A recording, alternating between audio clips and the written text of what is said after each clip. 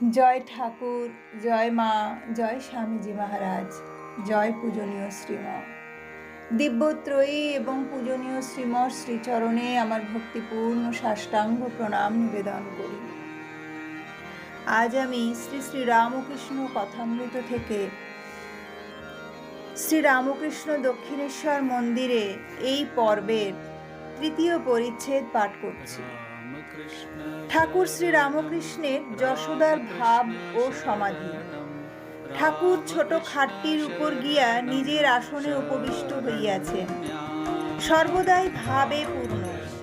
ভাবচক্ষে রাখালকে দর্শন করিতেছেন।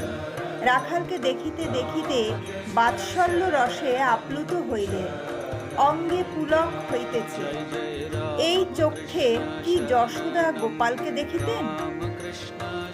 দেখিতে দেখিতে আবার ঠাকুর সমাধিস্থ হইলেন। ঘরের মধ্যস্থ ভক্তেরা অবাক ও নিস্তব্ধ হইয়া ঠাকুর শ্রী রামকৃষ্ণের এই অদ্ভুত ভাবাবস্থা দর্শন করিতেছেন। কিঞ্চিৎ প্রকৃতিস্থ হইয়া বলিতেছেন, রাখালকে দেখে উদ্দীপন কেন হয়? যত এগিয়ে যাবে ততই ঐশ্বর্যের ভাগ কম পড়ে যাবে। সাধকের প্রথম দর্শন হয় দশভুজা ঈশ্বরী মূর্তি। সে মূর্তিতে ঐশ্বর্যের বেশি প্রকাশ। তারপর দর্শন দ্বিভুজা, তখন 10 হাত নাই, অত অস্ত্রশস্ত্র নাই।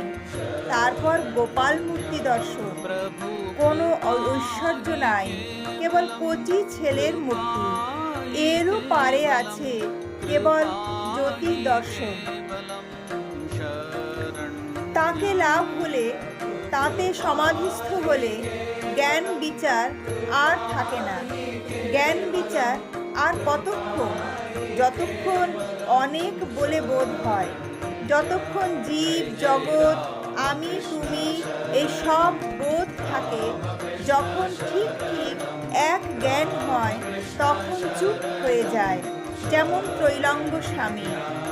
ব্রাহ্মণ ভোজনের সময় দেখো নাই, প্রথমটা খুব হইচই।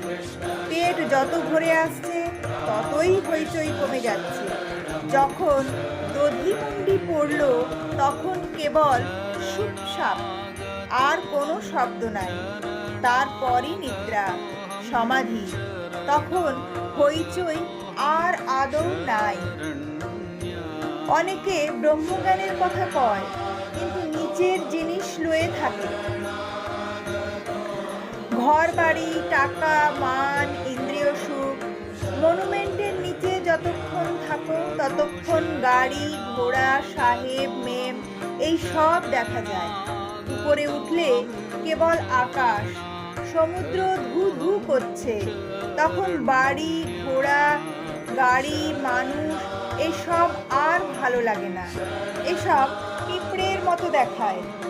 ব্রহ্মজ্ঞান হলে সংসার ও শক্তি, কামিনী কাঞ্চনে উৎসাহ সব চলে যায়, সব শান্তি হয়ে যায়। কাঠ পড়বার সময় অনেক পরপর শব্দ আর আগুনের ঝাঁজ, সব শেষ হয়ে গেলে ছাই পড়ল, তখন আর শব্দ থাকে না। আসক্তি গেলেই উৎসাহ যায়, শেষে শান্তি।